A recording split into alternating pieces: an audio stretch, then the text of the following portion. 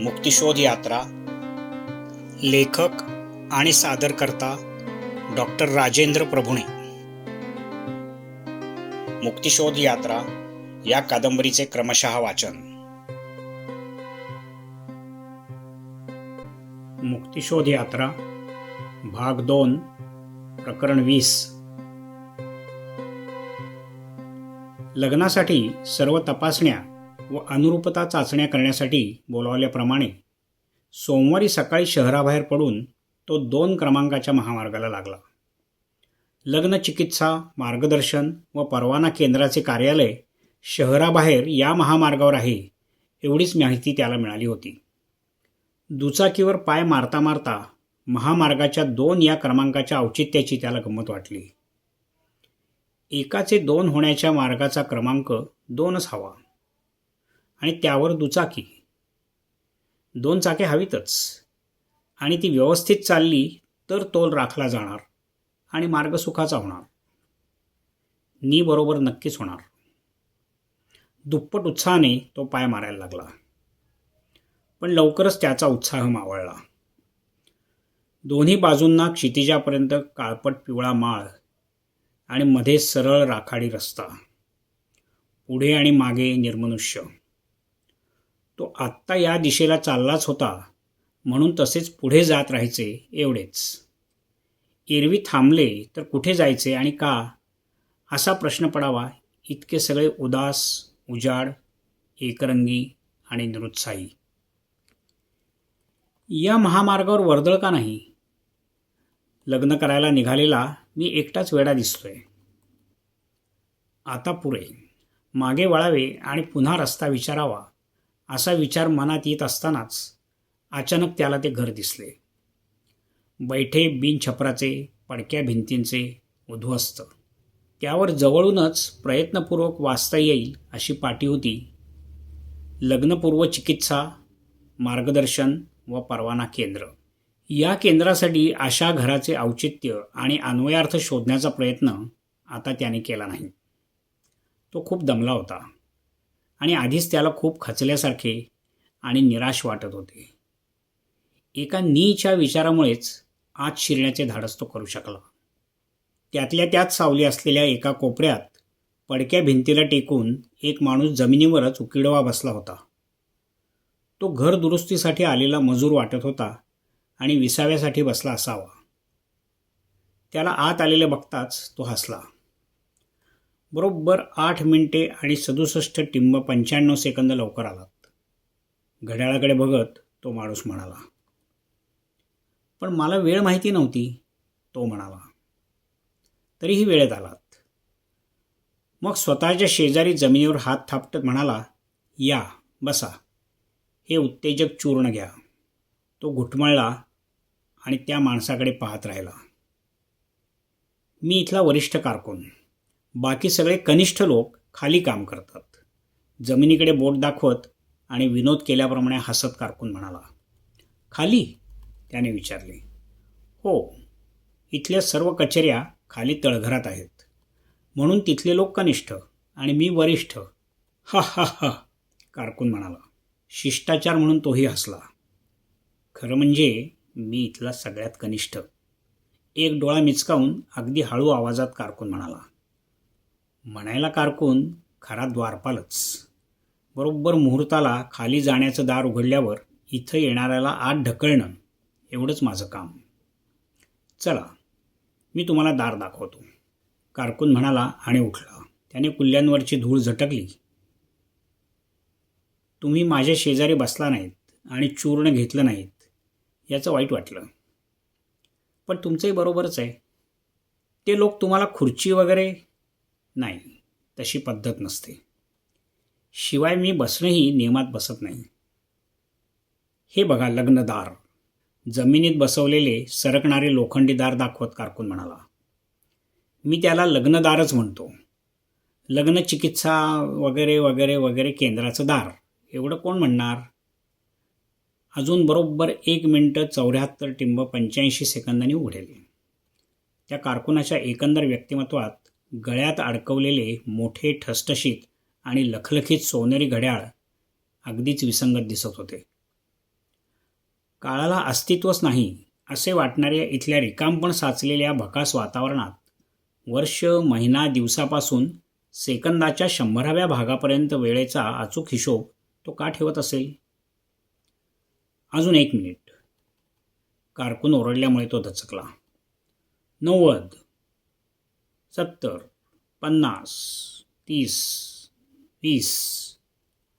हळूहळू तोही कारकुनाबरोबर घड्याळाकडे बघत सेकंद मोजू लागला. 10, 9, 8, 2, 1, 0. दोघेही एकदमच जोरात ओरडले आणि त्याच क्षणी कट असा आवाज झाला. मंत्रमुग्ध झाल्याप्रमाणे भान विसरून, डोळे विस्फारून तो हळूहळू सरकत आवासून उघडणाऱ्या दाराकडे पाहू लागला.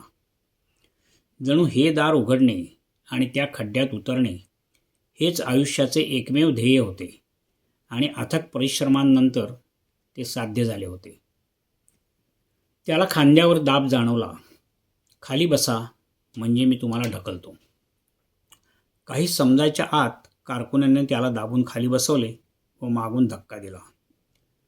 आपण अंधारातून वेगाने खाली घसरत चाललो आहोत हे त्याला जाणवले. उलट सुलट, खाली वर काहीच कळत नव्हते.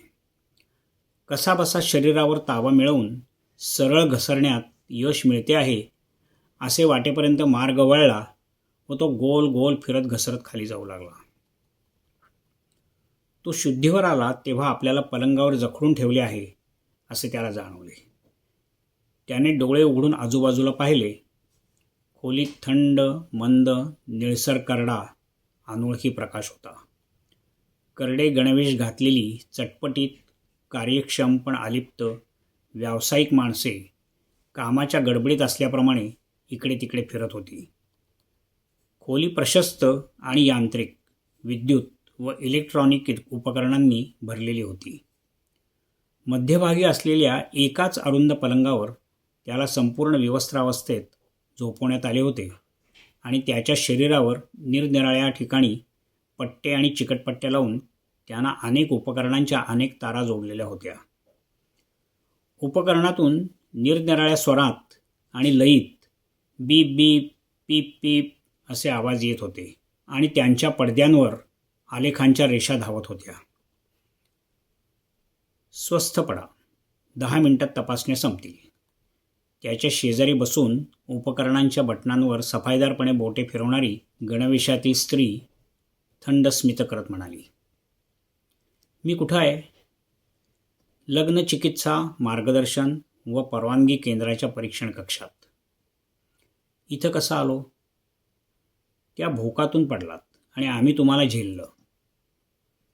त्याला ती अनंत काळ चाललेली घसरण आठवली आणि सगळा उलगडा झाल्यासारखं वाटलं. 20:10:36 त्याच्या मनातला प्रश्न जणू समजल्याप्रमाणे गणवेशातील परीक्षणकर्ती म्हणाली, आता बोलू नका, स्वस्थ पडा. म्हणजे फक्त 10च मिनिटं झाली? म्हणजे आपण फक्त 1-1.5 मिनिटच घसरत होतो आणि त्यातही काही वेळ बेशुद्धच असणार. आपण किती खाली आलो? 13व्या तळमजल्यापर्यंत. इमारत जमिनीखाली 18 मजले आहे असे म्हणतात. इथे पूर्वलग्न, लग्न व लग्नोत्तर वैवाहिक जीवनातील घटनांसंदर्भात तपासण्या, सल्ला, निर्णय, कायदेशीर पूर्तता, निरीक्षण, संशोधन, विकास आणि लग्नसंदर्भातील अडचणी, तणाव व गुन्हे यांच्यावर सल्ला, उपाय व शिक्षा इत्यादी प्रकारची कामे होतात निरनिराळ्या मजल्यांवर असे म्हणतात. मला प्रत्यक्ष माहिती नाही, कारण ही खोली सोडून मी कुठेही गेलेली नाही. 20 वर्ष. याच भोकातून आम्हाला खाली टाकलं तेव्हापासून आम्ही इथंच आहोत. खाली येण्याची हीच वाट आहे. वर तुम्हाला त्या शिडीनं वरच्या कक्षात जाता येईल. वर अगदी बाहेर माहीत नाही, पण तुमच्यासारखे आत आलेले काही लोक कदाचित बाहेर जाऊही शकत असले पाहिजेत. आम्हाला बाहेर जाता येत नाही. अरे रे म्हणू नका, आम्हाला जरूरच नाही. आम्ही इथे सुखी आहोत. कंटाळा? कधीच नाही. काम हाच विरंगुळा. अजून 1 मिनिट 17:67 वरचा दरवाजा उघडेल. मग तुम्हाला शिडीनं वरच्या मजल्यावर जाता येईल. तुमच्या डोक्याला लावलेलं हे बटण व त्याला जोडलेल्या या तारेतून तुमच्या मनातले प्रश्न मला आपोआप समजत होते, म्हणून मी लगेच त्यांची उत्तरे देऊ शकले. ती शेवटची तार व बटण काढता काढता ती म्हणाली. त्याला एकदम मोकळे आणि सुटल्यासारखे वाटले. हे धक्कादायक होते. तुमच्या मनातले फक्त पृष्ठभागावरचेच विचार वाचता येतात. खोलातले विचार जाणण्याच्या यंत्रावरही इथे संशोधन सुरू आहे, पण ती यंत्रे अजून उपयोगात आलेली नाहीत. दार उघडलंय. आता वर जा. उभ्या शिडीने चढून तो वरच्या खोलीत आला. ती तंतोतंत खालच्या खोलीसारखीच होती, पण तिथली उपकरणे रासायनिक परीक्षणांसाठी होती. तिथली परीक्षणकर्ती अत्यावश्यक सूचनांशिवाय त्याच्याशी एक शब्दही बोलली नाही. एक विचित्र चवीचा 1 लिटर द्रव त्याला देण्यात आला. तो संपूर्ण पिणे आवश्यक होते. नंतर त्याला पलीकडच्या एका छोट्या खोलीतील पलंगावर आडवे करून दार लावून घेण्यात आले. तो कोंडला गेला होता. त्याचा श्वास जड झाला होता. त्याने उठायचा असफल प्रयत्न केला. हे सगळं काय चाललंय काय आणि का? आपण इथंच गुदमरून मरणार. काहीतरी करायला पाहिजे. निदान जागा राहायला पाहिजे. आपण झोपलो की मेलो? त्याचे डोळे मिटले. हाच शेवट, हेच मरण, असे त्याला वाटले आणि त्याला झोप लागली. तो जागा झाला तेव्हा त्याच्या डोळ्यांवर पट्टी बांधलेली होती. कोणीतरी त्याच्या डोक्याला लावलेले बटण काढून घेत आहे असे त्याला जाणवले. म्हणजे इथेही पुन्हा? तो एकदम उठू लागला तेव्हा त्याला खांद्यावरचा दाब जाणवला. 1 मिनिट, उठू नका. मी तुमच्या डोळ्यांवरची पट्टी सोडते. तंतोतंत खालच्यासारखीच पण वेगळ्याच उपकरणांनी भरलेली ही खोली होती. तशीच का तीच? आणि ही परीक्षणकर्ती ही तीच आहे का वेगळी?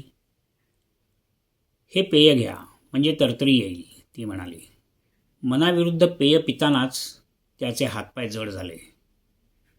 परीक्षणकर्तीने त्याला पलंगासकट पुन्हा छोट्या खोलीत ढकलून दार बंद केले. न्या अशा विचित्र आवाजात त्याला झोप लागली. तो जागा झाला तेव्हा असे किती वेळा झाले हे लक्षात ठेवण्याचा प्रयत्नच नंतर त्याने सोडून दिला.